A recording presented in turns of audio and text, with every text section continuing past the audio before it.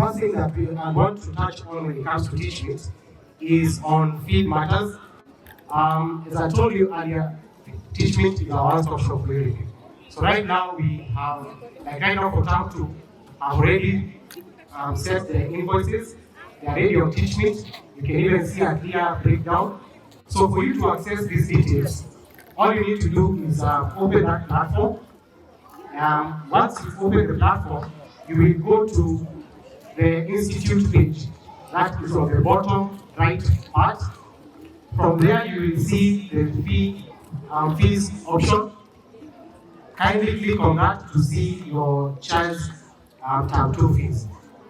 The best thing about teaching is that we have been able to integrate M-Pesa, so you can be able to pay directly from the system, and this will in turn give you real-time balances of your account.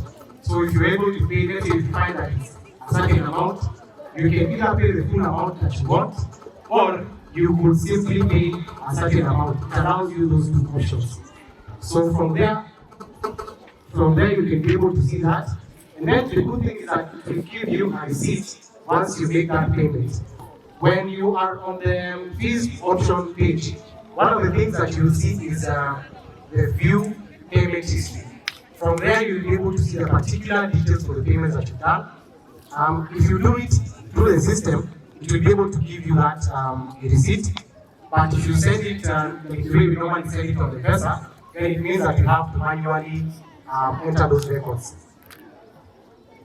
The other thing that I'd want to touch on, this is very important, especially in your monitoring your child's day-to-day activities, is you can be able to access important details from the teacher.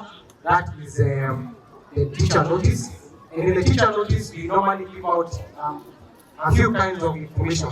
The first one is the teacher will notify you whether you are required to come, whether the child is required to come with a certain item for learning purposes. The other thing it will be able to show you is a diary, which is sent on a daily basis. We noticed one of the things that, or rather the reason why we moved from using TeachMeet, from using the physical diary to using TeachMeet, is in most cases, if we give an announcement on the diary, the physical diary, most parents have an issue of you're not able to view those details until you get home. And in some cases, you are arrived home late and you're not able to really check the diary. But the good thing with TeachMeet is that you can get real-time updates. We've instructed the teachers to update TeachMeet, the diaries on TeachMeet by 4 every day. So from there, you will be able to see what has your child been given his homework, and even if you're not around, you can even pass that message to the person at home. Please, I can see that the child has homework in maybe mathematics. Kindly help them to do that work. Then there are two ways that homework is done on TeachMeet. It's either done on as a test, or it is done as a homework. That I'll explain a bit later. But this enables us to have that real-time access of what is happening in your child's learning progress. The other thing I'd maybe like to give as a point, as an addition to that, is that if you can turn on the notifications for TeachMeet, you'll simply go to your settings, go to the applications, open TeachMeet, and look at the notifications option. Allow it to be sending notifications. Because like in my case, whenever a teacher posts anything for my child, or whenever there's anything that has been posted relating to what I do, I get a real-time notice from TeachMeet telling me so-and-so has posted something, please check it out. So kindly turn on the notifications so that it can be updated to you. That I think will help in easing your burden of having to check. I know sometimes you keep on forgetting, but if you get that notification, then it will prompt you to check TeachMeet and see the diary with the notice that has been shared. The other thing that we can do when it comes to TeachMeet is we can be able to communicate with our teachers through the chat feature. Now, when it comes to the notice, we realize that most parents are not able to reply directly using the notice feature. But if you, when you check the homepage of TeachMeet, you will see one of the features you underline there is your classroom, and under your classroom, you will see an option written as class diary.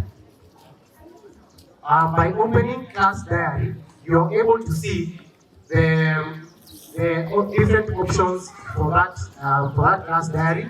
One of the options is chat. Now, by using the chat feature, you can be able to send direct messages to the teacher, and in turn, he or she will be able to respond directly through that platform. And again, by turning on the notifications, it will allow you to see that the teacher has replied to your message. So kindly, whenever you have any queries when it comes to the homework, to the assignment that has been given out, please use the chat feature to be to respond directly to the teacher. One of the things I love about TeachMeet is we are able to dig based on the preferences or the requirements of the parents of the school. So one of the things that we have done is starting this term, and for those who have also used that feature, you will see we are using TeachMeet this term to post the summative assessments that they did. For grade 4, from grade 1 and up, we even sent the midterm assessments. The report is on TeachMeet.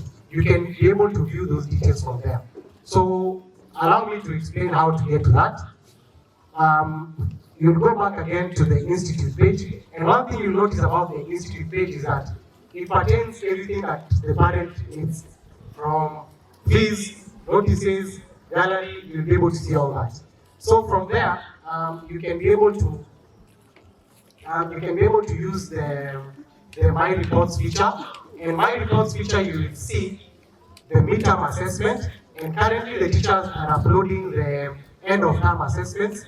Again, you will be able to view all those details from there.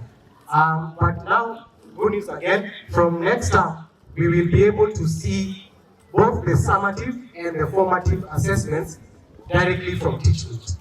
So again, it will be instead of the way we normally send on email the summative assessments at the end of the term, we will use that platform to share both the summative and the formative assessments. So by going directly to Institute page and checking on My Reports, you will see those details. And again, finally, the other thing that both you and your learners can see from TeachMeet is the homework that has been posted, the study material, and the tests. As of right now, we are using the test feature because the homework feature can only be accessed from the mobile phone, and we don't want to inconvenience you by your child asking you to give them the phone so that they can be able to use that. So the teachers are posting the homework, the study material, and the tests as tests on TeachMeet. So from there, you will be able to again monitor what your child is doing, because it will send you a notification telling you that a test has been sent, and then you will be able to check which test is it. And again, you can revert that to some of the person who's at home to help the child do that particular assignment. And then for those parents who have not downloaded TeachMeet, the good thing with this platform is that it's very clear on those details. I have been nimekuwa nikichokoza kidogo na kutumia notification requesting you to download the app. If you receive such a message, it's because all these details that I've mentioned right now, you are missing out on them. You're missing out on your child's progress. You're missing out on what homework you've been given, and we've tried as much as possible to make it easier by, at a click of a button, you can see all these details. So kindly, I urge you, download that application. For most of you, if already you've been able to access the account, use those particular details. For example, if it's maybe the mom had logged in, then she will require to share the login credentials with both maybe the dad and the learner. And the reason why is because we want to make it easier by just using one login credential. So if you've not downloaded, download it, check, put in your number. You start, when you enter in your number on the system, you start with 7. Don't start with 0.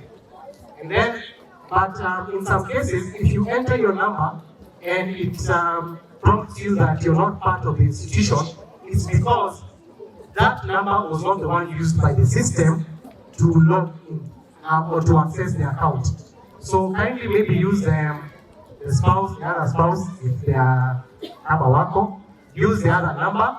But if that's not the case, kindly call me so that I can check the system, see which number is there, and then we can help you log in. And I will even take you through a slight tutorial to help you ease your burden of monitoring your child's progress.